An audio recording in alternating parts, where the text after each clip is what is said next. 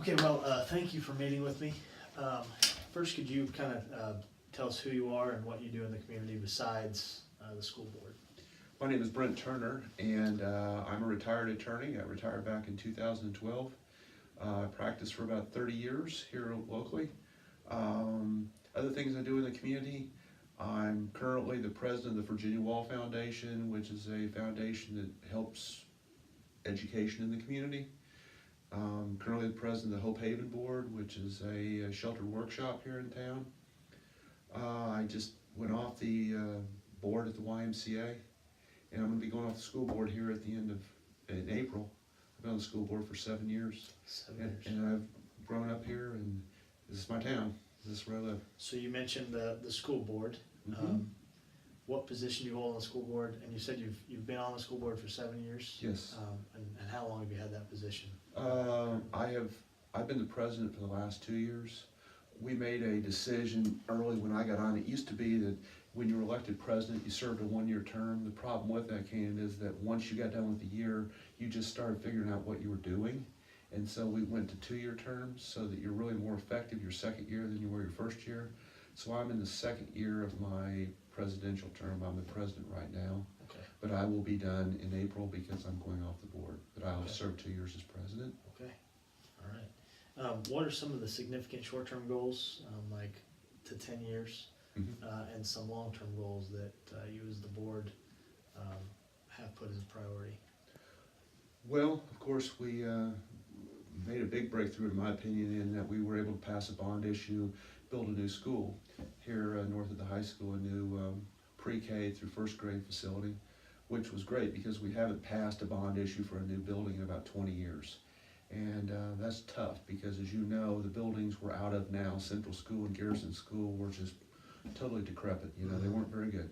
Yep. And I don't think you would be happy sending your kids there. I sent my kids there, but they were in better shape then. But we're out of those schools, which is great. Our bonding capacity, how much money we can ask the public to authorize us to borrow to build buildings, is based on what our assessed valuation in our community is and how much debt we already have.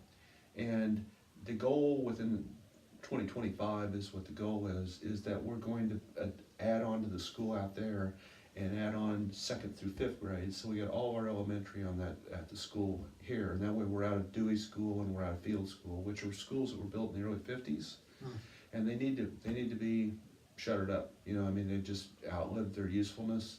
You know, they're 70 years old. But the shorter term goal is that we build an addition onto the school out there. We figure, at least right now, the price is going to go up, but that's about $8-9 million project. And I don't think we're going to have a tax increase because we should have sufficient reserves and bonding capacity to not ask the public to actually increase their taxes. It would just be, we would pay for it. And so that is one goal. And of course, we really need to add on out there right now because we're feeding our kids in the cafeteria, in the gymnasium. Gymnasium has a wood floor, and we're gonna tear that wood floor up if we don't have a cafeteria, you know. And that'd be great. That's $1 million. I wish we could find $1 million to just do it right now, but we've kind of tapped out everybody. That's really the short-term goals. One of my big things when I got on the board was it just didn't seem like our district, for whatever reason, was paying enough attention to the APR results, you know, annual performance results review. And whether we like how they do that test or how the formulations come out, it is important that we do the best we can because it's a reflection to the public of how we're doing as educators, right? And you can disagree with whatever they do, but you got to play the game. And you know, our APR scores were not very good, really, for a school of our quality. We had, you know, the last year we really, it was 86. Now 86 sounds great. If you get 86 on the test, that's great. But you look at the numbers more, there's 530 some schools in this state that have an APR number. If you look at our number, 86, that puts us in the bottom 15%. So that was no good, you know, and that's just something the public really doesn't know about because they just don't understand. See, 86, hey, great, 86, Right. That's no good, right? And our goals have we've done a lot better, so I hope that would keep getting better, and we're about, between 95 and 100 now, and we're gonna get our results here February 1st. Longer term goals, we need to build a new middle school, and that's gonna be built just west of the elementary school out here. Okay. But we expect that's gonna take, again, bonding capacity, that's gonna take about, 15 years before we can have enough money available to us by state law to do that. But then, Canaan, when we get all the schools out there out here on one campus, there's just a lot of economies of scale, because you got all your buses come to one location, you got all the food service in one location, you got all your staff in one location, and we want to build a new administrative building, get out of the Churchill building down here south, and build up here where our campus is going to be. So that's our long-term goals. Gotcha. So long-term, we're talking the whole campus. All the schools are out here. Be right up there. Other than it'd be great if we had enough money to build, a baseball field or a soccer stadium, but we do have our stadium here now. But you see a lot of schools, they have all their fields right there too. And I don't know if we're gonna be able to do that, but yeah, we're close. We got a football stadium. Yep. So you touched on them a little bit. What are some of the significant projects, changes that you've been part of? You talked about the school, starting to build the schools. Right. Is there anything else outside of the goals that you would say that would go with that? Any significant Well, changes? I think whatever it's worth, during the time I've been on the board, we've had to replace basically all of our top management. We're going to have a new superintendent next year who's going to be really good. We didn't have an assistant superintendent until we hired Dr. Zach McMains last year. A school district our size should have an assistant superintendent, full-time, on the ground all the time. The reason we didn't do that was because Roger Barnes, our superintendent, had never worked really with an assistant superintendent, just didn't feel comfortable doing it. We had a part-time guy. So we now have a full-time assistant superintendent. We had to replace our special education director. We replaced the principal at Field School, who's doing a tremendous job. In our town, football's important, right? Have a new football coach. We've had 2 of those in 50 years or something. And so, whoever is on the board after me and the new superintendent, they're going to have it all in place. They're not really going to need to make any huge decisions unless people decide to leave. But that makes me feel good, because I'm sure you're like me, when you start a job, you want to do it the very best you can, and you want to run right through the tape. I'm not quitting, just because I'm not going out in April, I'm going to keep trying right to the end. So that's what I'm trying to do. Okay. Recently, so you just mentioned this too, Dr. Barnes announced his retirement. New superintendent was hired from Trenton. Correct. Can you explain how that process goes? Sure. In detail? Right. There are 2 organizations in the state that are generally used on superintendent searches, unless you just want to do it yourself. And one of them is called MARE, that's Missouri Association of Rural Educators, MARE. The other is Missouri State School Board Association. They're bigger, all right? Now, I was all in favor of hiring somebody to help us, because, those people have subject matter expertise in knowing people, evaluating people for that position. I don't have. And so we ended up hiring Missouri State School Board Association. A guy that they assigned us was a guy named Paul James, who used to be a superintendent at Unionville, and then he moved to Fort Osage, and he was a superintendent there. He's a doctor, and he's one of these guys that's been around forever. He retired, but he knows everybody. He's like, I know that guy, So anyhow, they helped us in putting together the application, and then he went through all the resumes. We had 21 resumes, I think. And then we met with him, and he was good enough, basically, that he could go through all the resumes, and he knew everyone that had applied. And he basically could whittle the thing down after talking to us from like 21 to about 5 or 6, which really helped. Yeah. And so we got it down to 4 finalists, and then we personally interviewed each of those people, and chose Dan Weavers from Trenton, and I anticipate he's going to be great. He knows the area. Obviously, he's a real nice guy, and he has good APR results in Trenton, and I think he's just going to be fantastic. He already knows people down here, and it's just like you. You know, it's important, in my opinion, that you hire people who are gonna assimilate into the community, right? He's got 3 kids. He's gonna move here. His kids are gonna go to school here, right? He's invested in this community. You wanna do best for, you know, Right. and so that's what he's gonna do, and it's exciting. Good. Well, I can tell you, when we heard that it was Mr. Weaver's, all of us in the program that we're in, we're from Chillicothe, we were pretty excited. You know him? How do you know him? I've got several classmates and family that teach at Trenton, Right. and we also got several classmates that are teachers in Trenton that only have good things to say about him. You know, Jenny Boone, who's a principal over Field, she came from Trenton and worked under him, and she was one of his references, you know, Okay. so. Yeah. And she, and I really trust Jenny's opinion. She's a good gal. And Yeah, so, yeah, we were excited to hear. Good. It. What are some qualities that you personally were looking for in the new superintendent? someone who had a track record of a good track record as far as getting along with people, of being good at you know, curriculum, things like that, you know.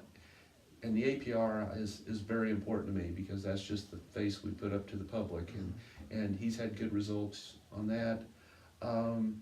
That, you know, you have the requisite experience, just like you're climbing the ladder. It's very rare that you're gonna be able to go from like teaching school, like you're doing right now, to being the superintendent at Sure. Staley High School. Sure. You know, it's not gonna happen. Right. You gotta work your way up the ladder.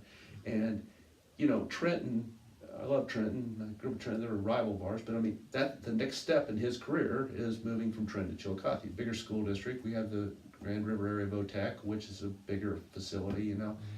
And so I think that, you know, that's what I was looking for, somebody who had experience. I was a little concerned about hiring anybody that hadn't been a superintendent before, because, you know, it's Did just. you have several of those applicants? Several applicants that had never been superintendents before? We had, out of the final 4, we had 3 of the 4 had been superintendents and 1 had not been a superintendent. I see. So, but we had some good applicants, and the applicants came from backgrounds much like, you know, we didn't get a guy who, you know, used to be the superintendent of Fort Osage, or is the superintendent. I mean, they're not gonna come down, you know, in size or pay. Sure. But, you know, that's just natural progression. You just keep climbing the ladder, and that's being a teacher. It's just gonna, Makes sense. so. Makes sense. Last question, what are you most proud of, or what are some things that you're most proud of in your time served on the board, or even as board president? When I first got on the board, we were just wrapping up a campaign to build a new stadium. And you know, I'm just like you, I love sports. You know, I'm a big sports nut. I've had all my life. And so, you know, that's every time I go out to the stadium, it almost wants to make me cry, you know, because I can't even believe it happened. You know, it's been there since 2012, so I'm very proud of the stadium and whatever involvement I've had in it. I'm very proud of that. I'm proud of the fact that we were able to get a bond issue passed and build a new school. And as you know, when we were going through that process, our architects made a mistake.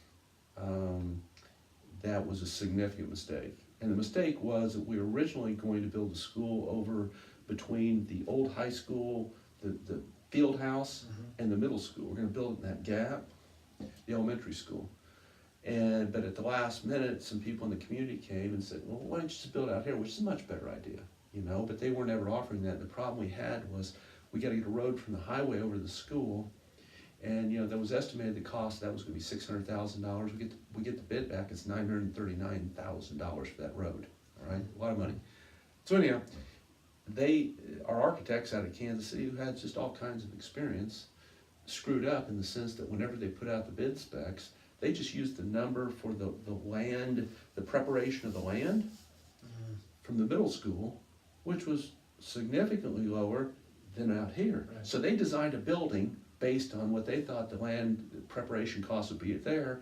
Well, we get the bids back and they're like $2.6 million over budget. Wow. And they come in, they say, ooh, well, I guess we screwed up.